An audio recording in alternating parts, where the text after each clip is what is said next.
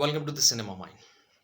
आज हम बात करेंगे एक इंग्लिश वेब सीरीज़ के बारे में जिसका नाम है वॉरियर नन। अब नन क्या होते हैं हमें पता है। नन मतलब क्रिश्चियन लोगों में, रोमन कैथलिक लोगों में, जिसने मोह माया ये दुनिया पूरी छोड़ दी और अपने आप को ईश्वर को समर्पित किया है। लेकिन ये जो नन है इस वेब सीरीज़ में, ये वॉरियर है। वॉरियर मतलब ये मार्शल आर्ट्स जानती है, हथियार कैसे चलाना है जानती है, और इनका पूरा सेक्ट है। अब इनका एक सेक्ट, और वो सीक्रेट सेक्ट है, एक ग्रुप है इन सारे नन्स का। ये सीक्रेट क्यों है? वो कुछ चीज़ें बचाने की कोशिश कर रही है। वो क्या बचाती है ये मैं आपको बताऊंगा। अब ये, जैसे मैंने आपको बताया, ये जो वॉरियर नन्स हैं उनकी स्टोरी बताने से पहले मैं आपको एक हिंदी फिल्म का रेफरेंस देता हूँ, तब जाके आपको ये स्टोरी पूरी तरह से पता चलेगी। ये एक पीके नाम की फिल्म आई थी। इसमें हमें मेन थीम मालूम है कि एक एलियन आता है और उसका एक गैजेट, रिमोट कंट्रोल, उसकी स्पेसक्राफ्ट का रिमोट कंट्रोल चोरी हो जाता है, और वो मिलता है एक सेल्फ प्रोक्लेम्ड गॉडमैन को, तपस्वी नाम के गॉडमैन को, और वो अपना हक जमाता है उस पर। तो आखिर में पता, वो स्ट्रगल के बाद वापस आमिर खान को उस एलियन को मिल जाता है। ये स्टोरी हमें पता है। लेकिन अगर मैं उसमें और दो तीन पार्टीज डालूं जो क्लेम कर रही हैं कि वो रिमोट उनका है, मतलब चार लोग साथ में क्लेम कर रहे हैं, वो तपस्वी, एलियन और दो पार्टीज। अब इन चार में एग्जैक्टली ये गैजेट किसका है, ये अभी सस्पेंस हो जाएगा, कॉम्प्लेक्स प्लॉट हो जाएगा। बस यही प्लॉट इस वेब सीरीज में इस्तेमाल किया गया है। ओके, मतलब पीके और इस वेब सीरीज में वैसे कोई कंपैरिजन नहीं है, बस मैंने प्लॉट को एनहांस करके आपके सामने रखा है ताकि आप समझ सके इस पूरी वेब सीरीज को। तो अब बढ़ते हैं इस वेब सीरीज के बारे में। जैसे मैंने बताया कि वॉरियर नन्स का एक सेक्ट है, एक कम्युनिटी है, सीक्रेट कम्युनिटी है, जो चर्च में, एक रोमन कैथलिक चर्च है, उसमें कुछ चीज़ें हैं उनका वो संरक्षण कर रही है, उनको प्रोटेक्ट कर रही है। और वो चीज़ें क्या है? तो ये जो सेक्ट बना है, ये इन सेट का नाम, इन औरतों का, इन वॉरियर नन का एक सेट का नाम है ओसियस, the order of cruciform sword. इस नाम की ये सेक्ट है, और ये 1000 साल पहले बनी है। 1000 साल पहले कब बनी थी? जब पहला क्रूसेड हुआ था। क्रूसेड मतलब रिलीजियस वॉर। रोमन कैथलिक लोग रिलीजियस वॉर को क्रूसेड कहते हैं, ऐसे 10 तो हुए हैं। जब पहला क्रूसेड हुआ था तो एरिलिया नाम की औरत पहली बार उसमें लड़ी थी, उस क्रूसेड में। और जब वो मरने के कगार पर है, लहू लुहान है, तब एंजल आता है, मेल फॉर्म में एक एंजल आता है, और वो उसे बचाता है उसका हेलो देकर। हेलो मतलब तेजोबल है। जब ये सेंट या एंजल लोग होते हैं, उनके सर के पीछे ये गोल गोल गोल एक जो ऑरा घूमता है, ग्लो करता है, वो मेटल फॉर्म में है, वो उसने दे दिया और वो बच गई। लेकिन वो कमिटमेंट लेता है वो एंजल उनसे कि इसके बाद ये औरतें, ये जो एरेला है, लीडर है, वो शैतानों से लड़ेंगी। और फिर वो जाकर वो औरतों का एक सेक्ट बनाती है जो वॉरियर नन कहलवाती है। ये सब फ्लैशबैक में हुआ है। अभी जाकर ये 1000 सालों से ये प्रथा चलती आ रही है इस ओसीएस की, इस सेक्ट की। अब ये संरक्षण किसका कर रही है, प्रोटेक्शन किसका कर रही है? तो ये जो एंजल आया है, ये साथ में हेलो तो लाया है, और एक मेटल भी लाया है जो उसके आर्मर पर है, उसके आर्टिफैक्ट्स पर है। कुछ चीज़ें वो स्वर्ग से लेके आया है। अपने आप को प्रोटेक्ट करने के लिए एक आर्मर भी है। उस आर्मर पर एक डिविनियम नाम का मेटल है। उस डिविनियम मेटल जो रेयर किस्म का है, जो पृथ्वी लोक का नहीं है, दूसरे दुनिया से आया है, उसका प्रोटेक्शन ये ओसियस की औरतें कर रही हैं, ये नन्स कर रही हैं। अब प्रेजेंट सिचुएशन है, यहाँ से ये वेब सीरीज शुरू होती है। ये फ्लैशबैक है पूरा जो मैंने आपको बताया। अब ये वेब सीरीज जहाँ से शुरू होती है, ऐसा है कि एक लड़की है, एवा नाम की लड़की, 19 साल की, जो मर चुकी है। ये पूरी स्टोरी वो खुद नैरेट कर रही है, एवा नाम की। अब वो 19 साल की है, मर चुकी है। उसका मरने का रीज़न अननोन है, सस्पेंस है, वो जो आगे आगे जाके पता चलता है। लेकिन मरने से पहले वो पूरी तरह से, मतलब उसकी आधी बॉडी, छाती के नीचे से बॉडी पैरालाइज थी। और पैरालाइज होने का रीज़न था कि वो एक एक्सीडेंट में, 7 साल की उम्र में वो एक्सीडेंट में वो उसकी आधी बॉडी पैरालाइज हो जाती है। अब उसके माँ बाप कोई नहीं है, एक ऑर्फेनेज में वो बड़ी होती है, और 19 साल होने के बाद वो मर जाती है। अब उसे चर्च लाया गया है, ऑर्फनेज में थी तो उसे चर्च लाया गया है। उसको दफनाने की फिर विधि होगी, उसका पूरा रिकॉर्ड लेते हैं। और वो जो लड़की है, उसकी हिस्ट्री के बारे में बताऊँ तो 7 साल की उम्र से लेकर 19 साल की उम्र तक, 12-13 साल तक वो एक बेड पर है, उसकी बॉडी मूव नहीं कर रही है। और जो सिस्टर उसे अटेंड करती है, वो जिस तरह से उस पर हक जमाती है, वो उसको हर बार ये जताती है कि मेरी वजह से तुम जिंदा हो। तो ये बार बार ताने सुनने के बाद वो फिर ग्रेटफुल नहीं रहती, मतलब जो वो जिंदा है उसके लिए वो ग्रेटफुल नहीं रहती, क्योंकि उसे बार बार हर बार ये सुनना पड़ता है।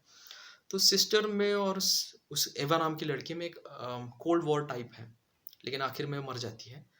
अब मैंने जैसे आपको बताया वो चर्च में है, और ऐसे में ये ओसीएस की औरतें आती हैं, एक मिशन पे गई है उस डिविनियम को बचाने के लिए जो चोरी हुआ था, डिविनियम चर्च से। अब ये पूरी स्टोरी जो है वो स्पेन में दिखाई गई है, और वो एक रोमन कैथोलिक चर्च है, वहाँ पे ये पूरा ओसीएस का ग्रुप है।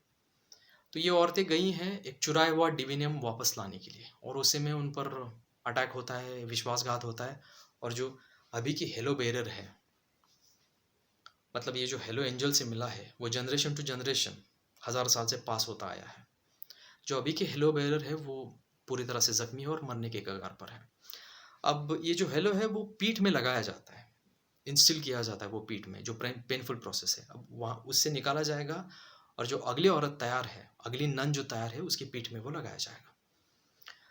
और ऐसे में शैतान, एक अलग किस्म का शैतान घुस आता है उस चर्च में, और वो उस हेलो के पीछे है। तो उस हेलो को बचाने के चक्कर में वो उस नन से, शैनॉन नाम की नन है जो अभी मरने वाली है, जो लीडर है उस ओसीएस की, उसके पीठ पीठ से वो निकाला जाता है, और जो मरी हुई लड़की है एवा नाम की, उसके पीठ में लगाया जाता है फॉर सेफ्टी पर्पस, कि जब वो निकल जाएगा शैतान, तब उसके पीठ से वो निकाला जाएगा और दूसरे नन में वो लगाया जाएगा, जो लीडर बनेगी ओसीएस की। तो ये प्लान उनका फ्लॉप हो जाता है, और वो एवा जिंदा हो जाती है और वहाँ से भाग जाती है।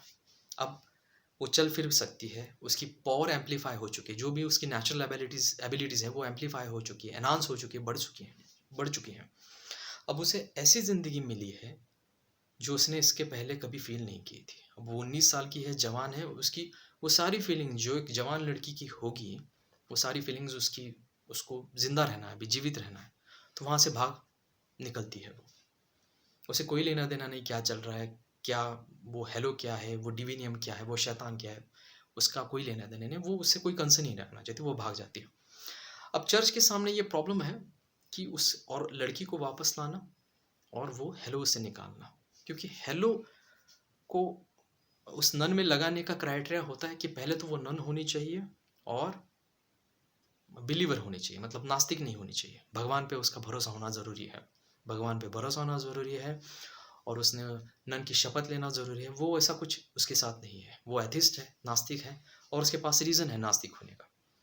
छोटी उम्र से लेकर जवानी तक वो बेड पर ही है और मर जाती है इस तरह से, तो भगवान के ऊपर से उसका भरोसा निकल गया है। तो उस लड़की को वापस लाना है, वहाँ से उसका हेलो निकालना है, और प्रॉपरली उस नन में उसे लगाना है। अब ये तो मेन स्टोरी है। उसका दूसरा प्लॉट है, एक टेक्नोलॉजी कंपनी है। ये जो टेक्नोलॉजी कंपनी है उसको चलाती है एक औरत, एक साइंटिस्ट औरत है वो बहुत एम्बिशियस है, और उसका एम्बिशंस जो है वो इमोशनली मोटिवेटेड है। अब वो क्या है, अब वेब सीरीज में देखो, तो वो ऐसी दुनिया वो दूसरी दुनिया में जाना चाहती है। दूसरी दुनिया में मतलब स्वर्ग में, और स्वर्ग में जाने के लिए उसने एक मशीन बनाया है उसकी टेक्नोलॉजी कंपनी में, और उस मशीन को बनाने के लिए, दूसरी दुनिया में जाने के लिए, स्वर्ग में जाने के लिए, वो डिविनियम नाम का मेटल इस्तेमाल होता है। तो वो चर्च से चुराती है उस मेटल को। अब ये सीधा सीधा धर्म और साइंस, इसका युद्ध हमें देखने को मिलता है, साइंस एंड रिलीजन, इसका वॉर हमें देखने को मिलता है। तो ये ओसीएस की जो टीम है, बस इसी से डिविनियम बचाती है, इस टेक्नोलॉजी कंपनी से। तो जितना उसने हथियार लिया है उसका इस्तेमाल करके वो मशीन बनाती है जो एक दुनिया से दूसरी दुनिया में जाएगा। अब संकट ये है कि बिना भगवान पे भरोसा रखे, बिना प्रे किए, बिना कुछ पुण्य किए, अगर आदमी, इंसान ऐसे ही अगर स्वर्ग में जाएगा, तो भगवान का या फिर धर्म का कोई मतलब ही नहीं बनेगा। और वो एक एक्सपेरिमेंट करती भी है, सारे लोगों को इनवाइट करके, किस तरह से उसका मशीन है, किस तरह से वो दूसरी दुनिया में जाएगी, वो फील्ड बनाएगी, उसे वो हिग्स फील्ड बनाती है, क्वांटम फील्ड बुलाती है, जो भी साइंटिफिक टर्म्स को इस्तेमाल करती है, कि इस दुनिया से दूसरी दुनिया में जाना, मतलब स्वर्ग में, जहाँ पे ना आपको कोई पीड़ा होगी, ना कोई रोग होंगे, ना आप मरेंगे। ऐसी दुनिया में वो जाना चाहते, without God's help, without religion's help. और एक पोप, जो वुड बी पोप है, वेटिकन सिटी में जो पोप बनने वाला है, वो ये सब देखता है। तो उसके लिए ब्लास्फेमी है। ब्लास्फेमी मतलब ईश्वर निंदा, धर्म निंदा। उसका मानना ये है कि आपको स्वर्ग को प्राप्त करना है तो आपको भगवान पे भरोसा रखना चाहिए, फेथ होना चाहिए, रिलीजन पे फेथ होना चाहिए, तभी जाकर आपको स्वर्ग मिलेगा। ये टेक्नोलॉजी की मदद से, साइंस की मदद से आप नहीं जा सकते, ये ब्लास्फेमी है। तो अभी ये कन्फ्लिक्ट है साइंस के बीच में और रिलीजन के बीच में। और ऐसे में एक शैतान भी है, जैसे मैंने आपको बताया, वो भी उस हेलो को एक्वायर करना चाहते हैं। वो शैतान है, वो भी दूसरी दुनिया से है। अब ये दूसरी दुनिया स्वर्ग है या नर्क है, ये हमें नहीं पता। तो ऐसी बहुत सारी पार्टीज हैं उस हेलो को प्राप्त करने के लिए। ये जो स्वर्ग के लोग हैं, जो ओसीएस हैं, चर्च है, ये टेक्नोलॉजी कंपनी है, दूसरी दुनिया से आए एक दो राक्षस हैं, और एक है जो सस्पेंस में है। बहुत सारी चीज़ें हैं उस हेलो के लिए और उस डिविनियम के लिए। सारे लड़ मर रहे हैं। बस इनको दिखाने की कोशिश जो है वो बहुत बोल्ड तरीके से दिखाई है। जिस रिलीजन के बारे में जो उनके डायलॉग्स है वो बहुत बोल्ड है। एक जगह पर एक डायलॉग है जो बोल्ड है मेरे हिसाब से, कि एक ऐसा वो कहता है कैरेक्टर कि ये फेथ ऐसी चीज़ होती है, भगवान में फेथ ऐसी चीज़ है जिसके लिए आप प्रूफ नहीं मांग सकते। बिना प्रूफ मांगे आपको फेथ रखना पड़ता है, तब जाके वो आपको मैनिपुलेट कर सकेंगे रिलीजन के लोग। और मैनिपुलेट करके आप फिर डर पैदा किया जाएगा और उस डर की वजह से वो पावर को एक्वायर कर सकेंगे। यही सारा फेथ का चक्र है। ऐसे बोल्ड बोल्ड डायलॉग्स हैं धर्म को लेकर, भगवान को लेकर। तो वैसे तो ये सीरीज पूरी तरह से बोल्ड है। साइंस और धर्म के बीच में, अच्छाई बुराई के बीच में, नास्तिक और आस्तिक के बीच में, कॉन्जर्वेटिव और लिबरल्स के बीच में बहुत सारे एंगल्स इसमें दिखाए गए हैं। सीधा सीधा बात किया है, किसी मेटाफोर का इस्तेमाल उन्होंने नहीं किया है। जो भी उन्होंने कहा है वो खुलेआम उस वेब सीरीज में उन्होंने बताया है, कुछ पर्दा नहीं रखा है। तो इम्प्रेसिव है, ब्रिलियंट तरीके से उसका एग्जीक्यूशन किया गया है कि आखिर में हेलो किसको मिलता है, वो डिविनियम किसको मिलता है। और पूरी वेब सीरीज हमें देखनी पड़ती है कि जिस हर एक एपिसोड में पार्ट पार्ट में वो चीज़ें हमें पता चलती हैं। तो हमें इसे फास्ट फॉरवर्ड करके नहीं देख सकते, अगर सच में हमें इसे समझना चाहिए। और कुछ रिलीजियस चीज़ें, खास करके रोमन कैथलिक में क्या हुआ था, क्रूसेड क्या है, नन क्या होता है, अगर इसकी समझ ना हो तो वो थोड़ा कॉम्प्लेक्स हो सकता है वेब सीरीज़ को समझने के लिए। तो इसलिए मैंने आपको ये पूरा बताया। टेक्निकल ग्राउंड पर तो ये कमाल की है। बैकग्राउंड म्यूजिक अच्छा है और पॉप और रॉक सॉन्ग्स का इस्तेमाल किया गया है। जब कुछ ऐसे स्पेशल सीन्स आते हैं तो पॉप और रॉक सॉन्ग्स का इस्तेमाल उन्होंने किया है। और बाकी तो टेक्निकल ग्राउंड पे अच्छी है। हर एक एपिसोड के लिए नया नया डायरेक्टर है। 10 एपिसोड जैसे मैंने आपको बताया, हर एपिसोड को नया डायरेक्टर है। और सारे के अमेरिकन्स एक्टर्स नहीं हैं, यूरोपियन एक्टर्स हैं।